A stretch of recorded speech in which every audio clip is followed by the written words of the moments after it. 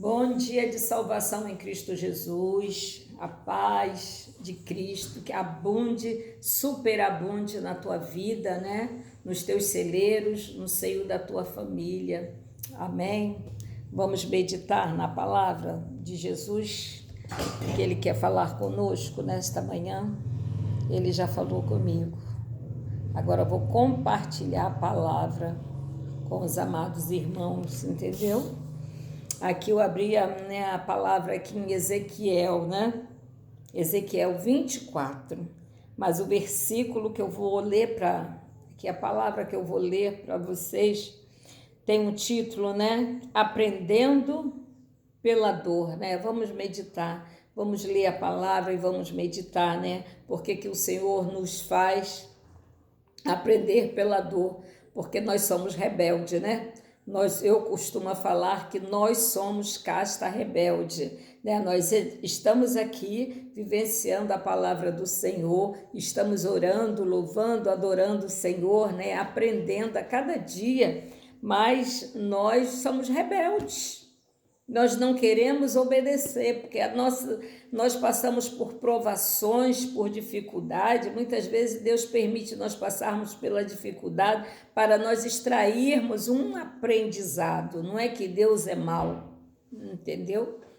Porque aqui, lamentação pela morte da esposa de Ezequiel, que é a partir do versículo 15, que diz assim: E veio a mim a palavra do Senhor, dizendo: Filho do homem, eis que de um golpe tirarei de ti o desejo dos teus olhos, mas não lamentarás, nem chorarás, nem te correrão as lágrimas. Geme em silêncio, não faça luto por mortos. Ata o teu turbante, põe nos teus pés os teus sapatos, não cubra os teus lábios e não comas o pão dos homens.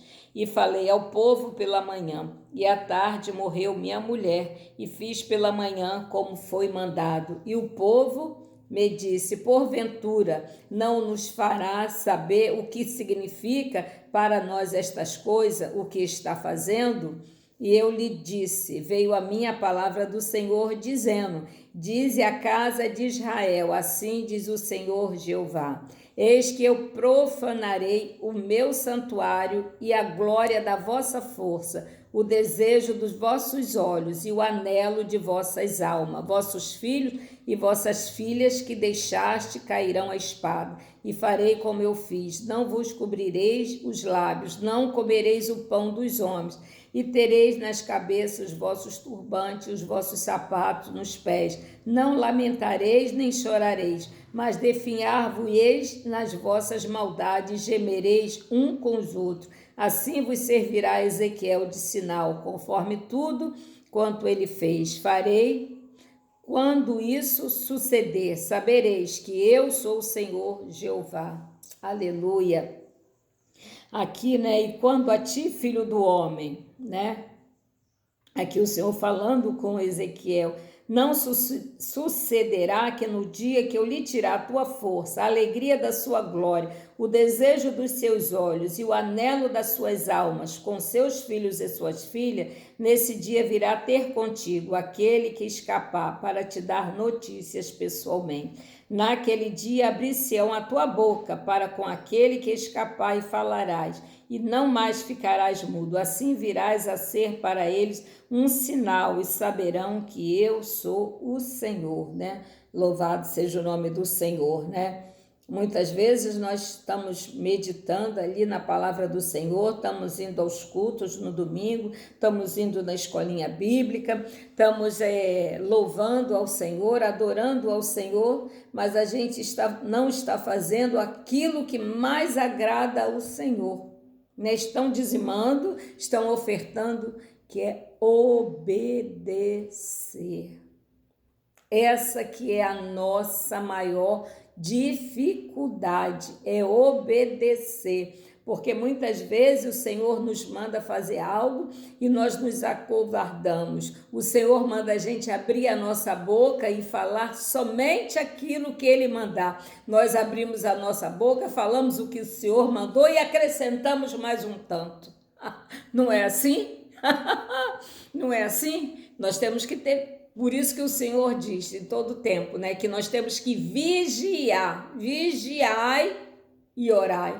Mas o que nós fazemos mais é orar e vigiar. Muito pouco, né? Então, aí nisso, o que acontece, né? A falácia excessiva, né? Aí essa falácia, o que ela faz, né? Se transforma em quê? Em disse-me-disse. Esse disse-me-disse transforma em fofoca. Aí, ó, já se afastou da presença, esqueceu que o Espírito Santo habita em ti, já desobedeceu porque não vigiou, né? Porque vigiar e orar é fundamental. E buscar em primeiro lugar o quê? Os reinos dos céus e a sua justiça.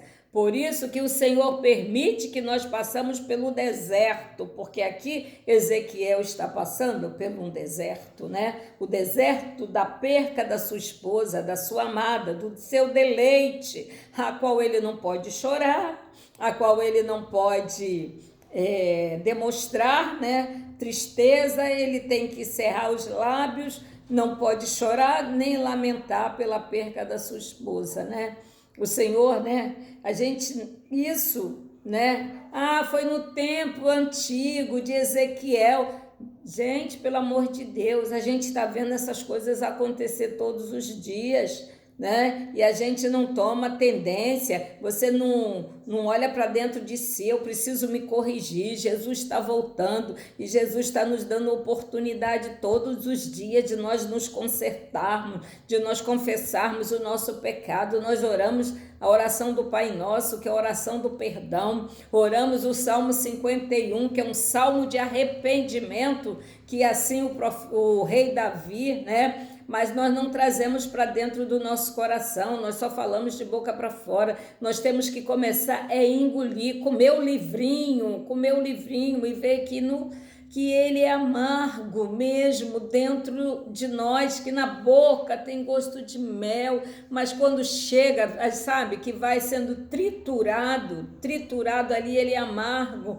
É igual a Bíblia, quando nós começamos a ler ali, né, que Deus criou. Em Gênesis, Deus criou os céus e a terra, né? Deus disse, haja água, haja terra, haja isso, criou os animais, né? Criou as frutíferas para alimentar e tudo, e viu que tudo era bom.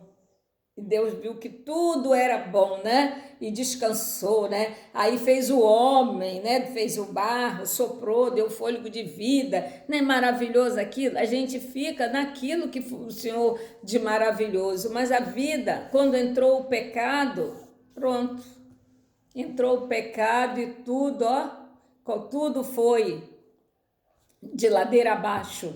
Não é? Mas a misericórdia, mas quando Jesus foi para a cruz, morreu, ele ressuscitou o terceiro dia, ele disse que não ia nos deixar só, aleluia, que nós temos que aprender, né? Não é possível que a gente leia a Bíblia de frente para trás, de trás para frente, e nós não aprendemos nada, e nós não praticamos nada. Nós temos que praticar essa palavra, nós temos que viver essa palavra. Para quê? Para que a gente seja bem-sucedido aonde nós estivermos. Se nós estivermos no Japão, estivermos na Bahia, que diz que é uma terra lá idólatra, onde tem muita feitiçaria, né? Mas nós vamos viver bem lá, nós vamos crescer, nós vamos prosperar, porque nós vivemos com a palavra, nós vivenciamos a palavra, nós obedecemos ao Senhor, obedecemos os 10 mandamentos, né? Que todo mundo sabe de cor e salteado, mas não pratica,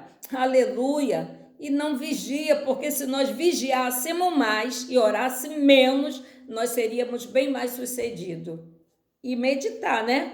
E meditar, porque a gente não pode deixar de meditar, que é para trazer vivo em nosso coração, atado a palavra, para a gente não tropeçar. Mas mesmo assim, a gente fazendo isso, a gente tropeça, a gente cai, mas a misericórdia do Senhor estende as mãos, né, e nos levanta, porque Deus é longânimo, Deus é misericórdia, Deus é amor, mas nós não podemos esquecer que Ele é fogo consumidor também, né? E aqui nessa mensagem, aqui, aprendendo pela dor, A morte da amada esposa de Ezequiel soa como atitude insensível de Deus contra um homem que dedicou sua vida a fim de servi-lo. A morte dela, conforme lhe foi anunciado, parece ter sido uma ação direta de Deus com o propósito de dar uma lição para o rebelde povo de Judá. Entretanto, não podemos nos esquecer de que, com frequência, costumamos dizer que Deus faz aquilo que Ele permite ou que não impede que aconteça. Na verdade, Satanás é o autor de todo o mal e o pecado causado é a morte, né? É a morte. E no caso de Ezequiel, Deus estava apenas usando o mal que seu mensageiro deveria experimentar para transmitir duas lições importantes para o seu povo. A dedicação ao serviço de Deus não confere imunidade contra o infortúnio e o sofrimento. Olha só, presta atenção nisso. Devemos sofrer calado as consequências das nossas más escolhas. Muitas vezes, o povo devia entender que, como a esposa de Ezequiel lhe fora tirada, mesmo sendo ela o desejo dos seus olhos, assim também o templo de Jerusalém, que era a menina dos olhos do povo judeu, lhe seria tirado, e juntamente com a sua destruição também pereceria os seus parentes que havia ficado em Jerusalém. Como Ezequiel foi proibido de exteriorizar com lágrimas, choro e luto a morte da sua amada esposa, assim também o povo deveria sofrer calado as consequências da sua persistente rebeldia contra Deus. Tal qual foi predito, assim aconteceu. O templo e a cidade de Jerusalém foram completamente destruídas por Nabucodonosor. E mais tarde, quando o mensageiro chegou à Babilônia trazendo a notícia, o povo entendeu que Ezequiel era realmente um profeta do Senhor. Diante de nós também está profetizando a futura destruição do nosso planeta. Você acredita que nesta mensagem está preparada para quando este dia chegar? Ouça a voz do mensageiro do Senhor ali falar. Se hoje ouvires a sua voz, não endureçais o vosso coração.